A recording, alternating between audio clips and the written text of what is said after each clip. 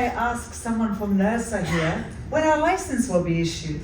And as soon as it is, give us a month, and then we'll show you the first volumes. The volumes are agreed, everything is done. It's just waiting a few final approval. And that's not a criticism to NERSA, because they've been fantastic. So may I just clarify that I'm not criticizing, but timing is of essence and demonstration projects are important.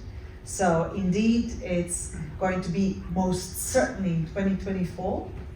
And we are all making sure and working very hard with our stakeholders, both from ESCOM and from NERSA, to make sure that that happens and that demonstration is there. And I just like to second the point that was just made on collaborating on the regulatory side. We've been putting a lot of input into the Electricity Act and the Electricity Bill to actually make sure there is a disparity between, I'm a former lawyer, so bear with me, but this is really a beautiful topic. Because there's a disparity between the obligations under the electricity bill and those that ESCOM currently has and South Africa currently has under the governing rules of the SADC and the Southern African Power Pool, where ESCOM is the control area operator for more than 6 countries in the power pool. So for that import and export to work and for the internal domestic market in the future to speak to the Southern African Power Pool market, which for the likes of Anglo is extraordinarily important to be able to aggregate on a regional basis across their portfolio of assets in Zimbabwe, in South Africa, Zambia, potentially, etc. Those two things need to speak to each other, because one day, one of the legal lenders, lawyers, and I've been one of them, will look at the legislation and say, ha, the electricity bill is now enacted, we can do all of this, but it actually doesn't align with an existing regional market out there. And that would be really a missed opportunity for the bankability of not only generation projects for export from South Africa, import projects into South Africa, the competitive trades between ESCOM's competitive market day ahead and the subs, but also for large industrial consumers that will inevitably, your trading systems as an aggregator will need to speak to the portfolio across the region. So that regional angle is very, very, very important.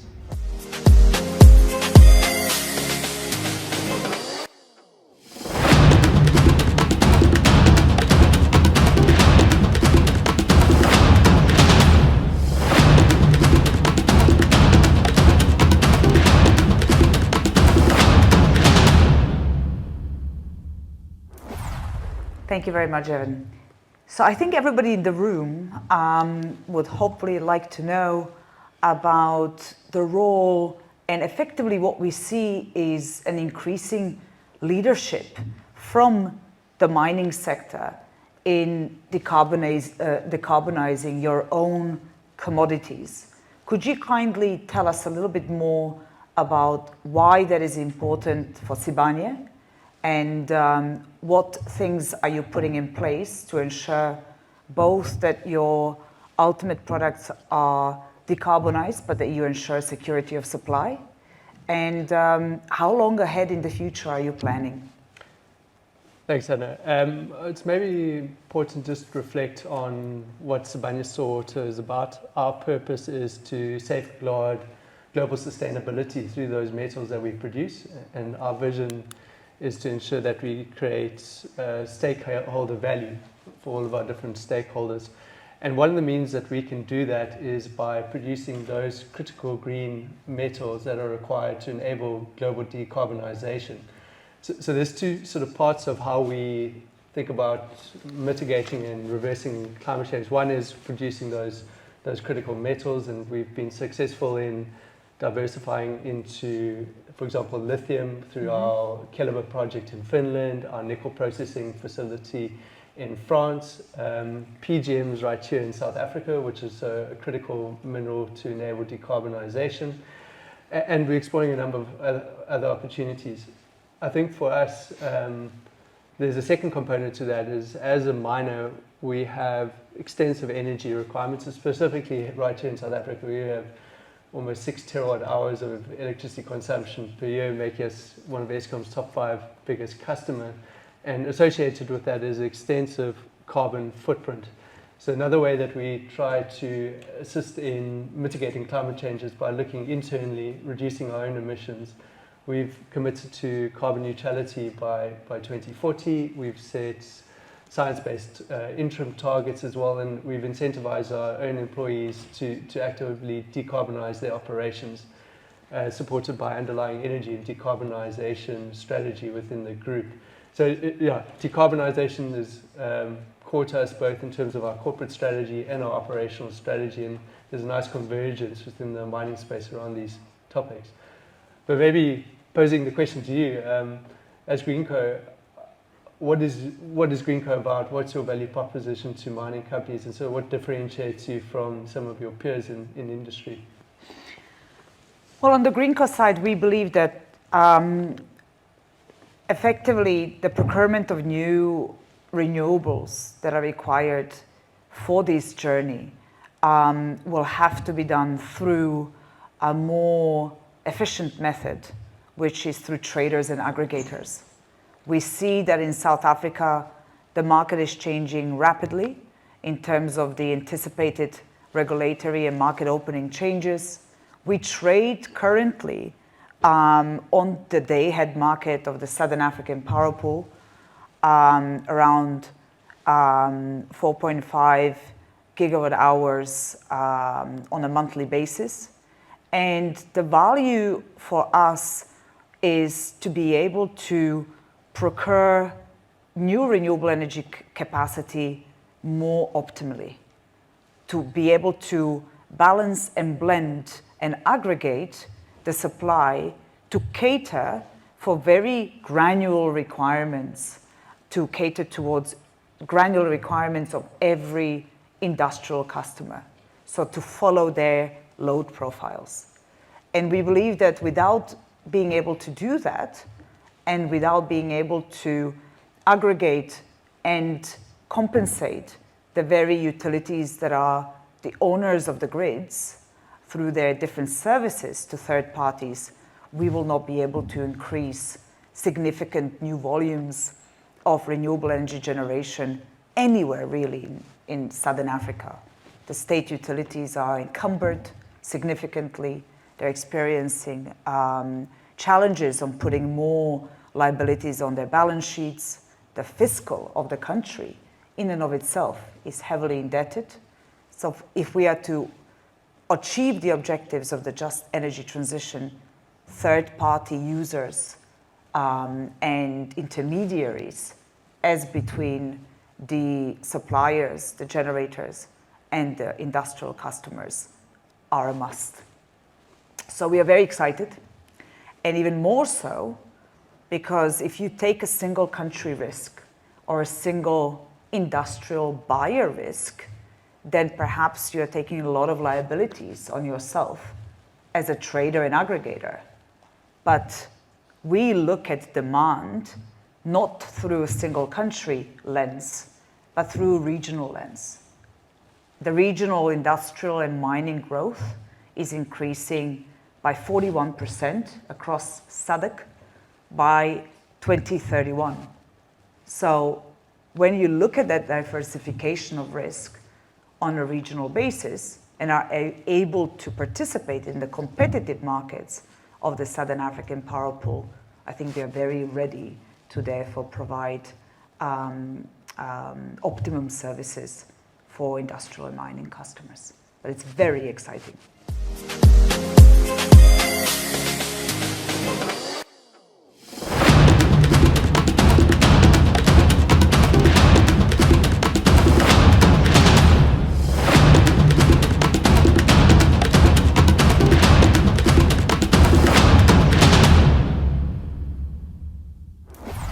GreenCo coming into South Africa, really trading around SADC.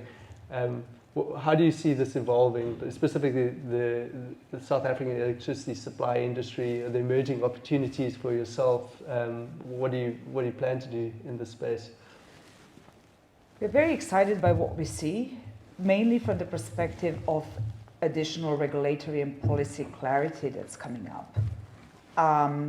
Currently, there is no market into which to trade in South Africa. However, Eskom in South Africa is a huge part of the Southern African power pool.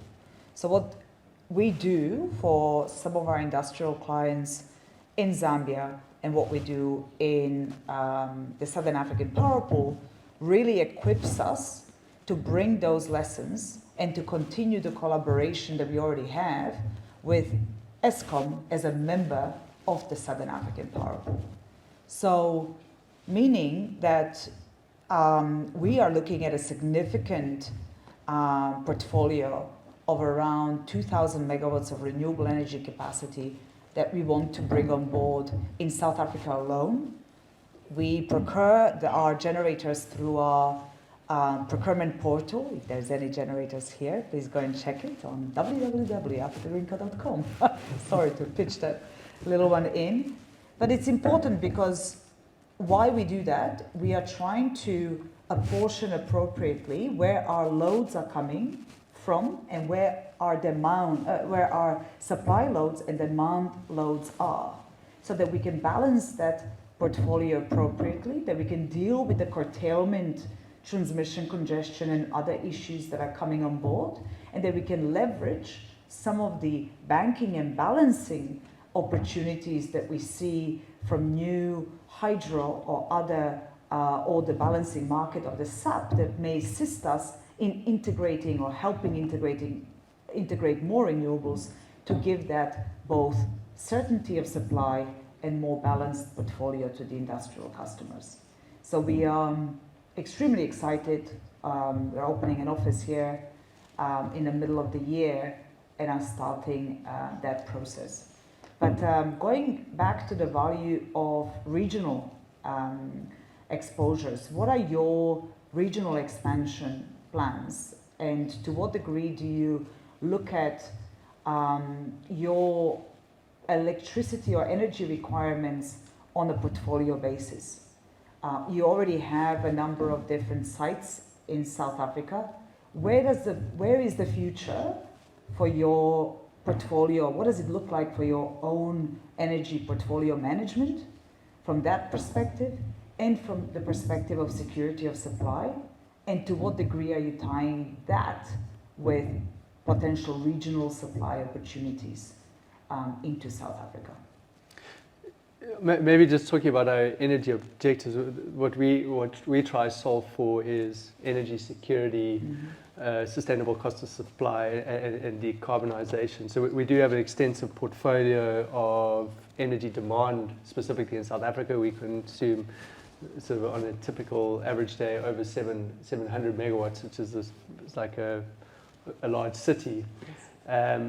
So we do have that sort of regional portfolio of demand, and it does extend beyond borders to, for example, into Zimbabwe, where we have a joint venture with Impala, Mimosa Mine, and we continue to explore regional opportunities for further expansion and growth. And I won't speak too much about that. I'll leave it to our business development teams. But where we do see the regional benefit is around diversification of supply. So we have diversified intentionally, geographically, our renewable projects to get a blend of regional effects from different wind profiles. Similarly in solar as well, because we then have a low risk of, for example, pure cloud coverage on a single day, and this is a system moving the whole over South Africa.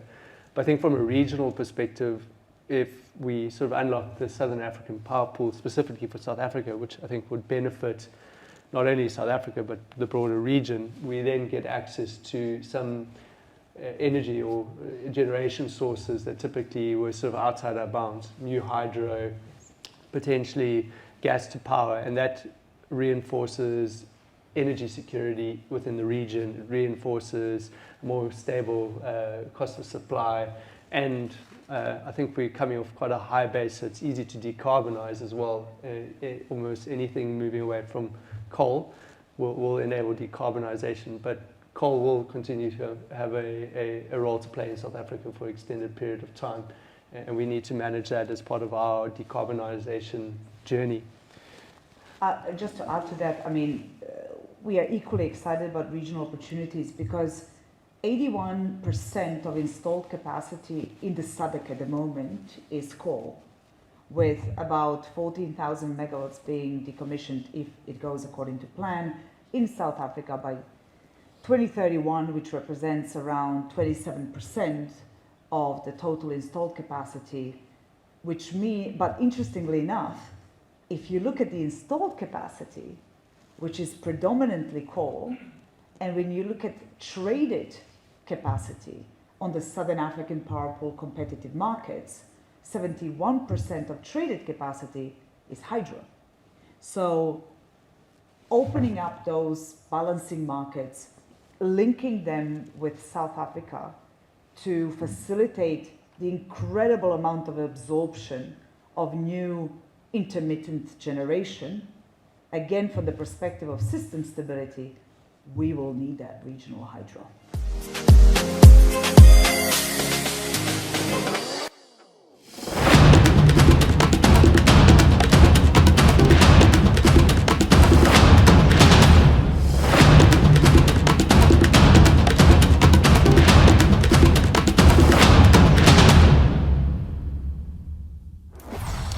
Hello everyone, welcome to another special episode of the Financial Insight Show, where I'm about to have a very interesting conversation with somebody very significant in the GreenCo family, and none other than Dr. Pius Kasolo, who will be sitting down with me to have a discussion on the sidelines of this year's Mining Indaba. Dr. Kasolo, how are you?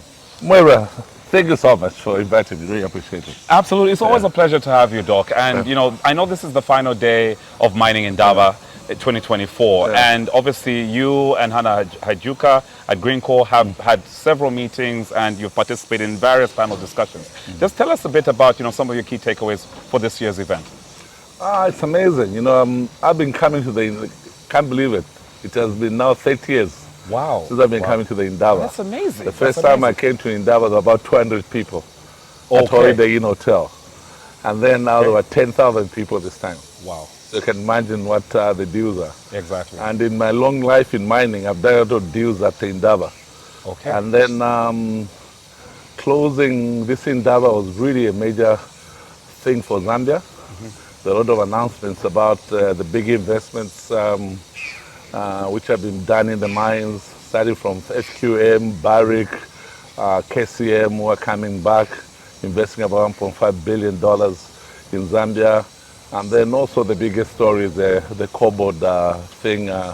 Josh and Mr. Kennedy announced about on their big discoveries at Lingomba. So it's really exciting. The sun is the limit for Zambia at the moment.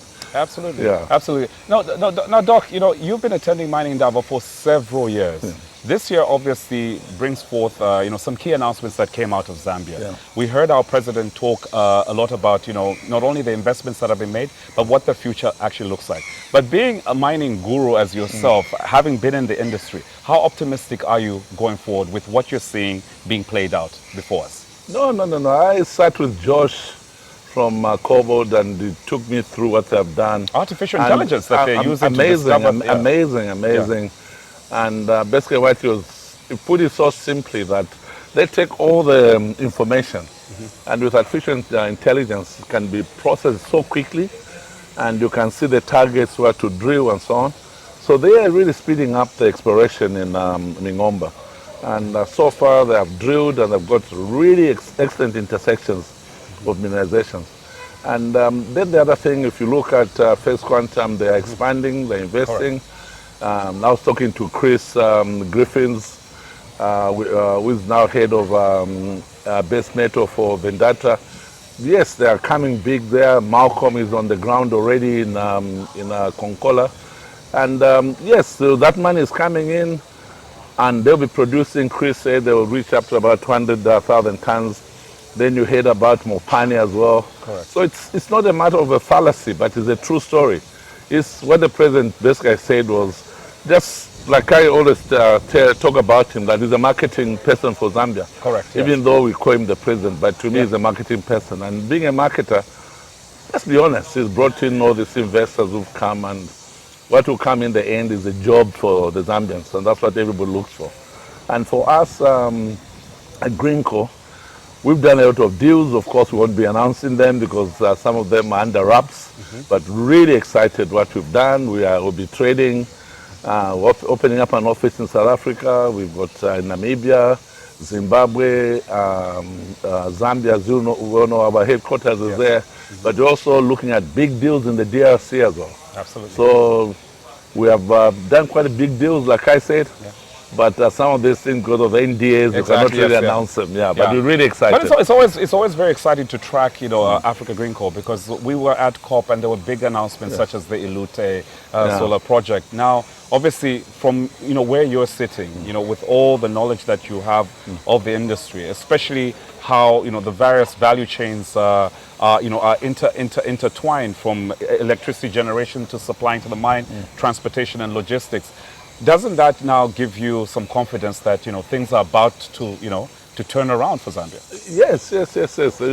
Like for example, ZESCO has been paramount in Zambia for helping us, because ZESCO is like a road. We have to use the lines for transmitting our electrons, and ZESCO has really been nice to us. The engineer Mapani has been a paramount guide to our success, even to apply to SAP, the Southern Power Pool. Yes, and you guys are members of the Southern African Power Pool. And because of ZESCO, they really supported us. So is that all integral part of Zambians now working together, private and the government? Correct. I said that will push up Zambia. Government is a facilitator. Correct. And then the business people come in, we invest, and we create jobs, but government facilitates, makes roads, puts in things like power lines and things like that. And without those, you cannot really do your business. So it's so good that the government has come in and collaborating with the private sector. That's really excellent. Yes, absolutely. And speaking of government's participation, we noticed that the president obviously gave that keynote speech on opening day, and we also noted that Dr. Msokotwane, our finance minister, and the energy minister as well, Mr. Kabaso, were also very present and omnipresent, actually attending all these various functions. But what role do you think, as you've indicated, why is their role so important and critical to attract foreign direct investment into the country? I think the best thing, Zambia has been politically stable. It's been a peaceful country. We have changed presidents by ballot box, and nowhere in Africa that has been done, maybe apart from Botswana and South Africa. But that's what Zambia is. It's a peaceful country, and like I always tell people, if you want to see elephants, go to an elephant country. So if you want to find minerals, come to Zambia. The Lufidi Narc in Zambia is not really exploited. There's so many intersections or gaps between mines that can be exploited, and I can tell you there will be a lot of mines coming, especially in Northwestern Province, where Barrick and FQM are. There's now Calabar, and then we've even got Anglo-American coming to explore there. So it's, I think it's, to me, sky's the limit for Zambia. And really, like I say, I always thank the president for being a marketing person. He sells the country well, he puts us on the map, and that's what we need. We need somebody who can come and talk on those side platforms, go to the World Conference Centers, go to whatever country he goes to. He all the time promotes business.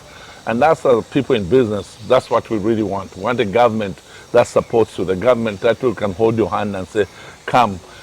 Of course, there's a few things like in our group of business people, we want the government to cut down on bureaucracy. Correct, in doing business in Zambia. Exactly, and I know you're always very critical about that. In terms of ease of doing business. And I think that would be the best thing. I think with a digital world now, we should be able to apply for anything. Like the Minister of Mines was talking about applying for a mining license now. You just go on the portal and you apply. Instead of guy coming to see Mr. John, Mr. James to sign off the documents. So you can do that. And I think that should be done now for applying for I think business licenses, applying for whatever license you can do. I think we just go on the portal and do that. So that they should cut down the red tape. And if we cut the red tape, I think business in Zambia will be booming. Absolutely. On a final note, we know that Financial Insider has talked to a lot of junior miners, and obviously the complaint of junior miners is that the barriers of entry are very high. With what you're seeing, how things are playing out, especially with technology, do you feel that that also gives some hope for junior miners now to become the next big thing? I think so. And the other thing is that they'll be cut down on the cost of exploration, because now you like Josh was saying about artificial intelligence, whereby you can get all the data in a very short time, combine it, and speculate with a low risk of where you're going to put the holes. And I think the junior mines, should now try to look for that technology. And I think cobalt is going to play a big role in Zambia. And I was quite impressed, that Absolutely. Mfikeni, young lady, yes. A Zambia, very vibrant young lady. I was really impressed what outlook towards the business in Zambia, what they're doing. And I think we should give them, an applause and say, please, why don't help other companies in Zambia to use artificial intelligence to come and do that? And I think most of the junior, even the Zambian exploration companies, can I think get help from them, cut down the cost and cut down the time takes to do exploration. Absolutely. Dr. Kasolo, thank you so much for having this conversation with us. And obviously it is the final day of Mining Indaba. Would like to wish you and Anna Hajduka all the best in the coming weeks after Indaba. Thank you so much, Wilbur. I really appreciate it. Absolutely. Thanks so much, brother. There you have it. You've heard it straight from Dr. Kasolo's mouth. He's at Mining Indaba on the final day, and we've just had a very interesting conversation. Africa GreenCo are also our media sponsors who have facilitated our participation in this year's Indaba. So we encourage you to watch all the episodes that are going to come out of Mining Indaba and get to know.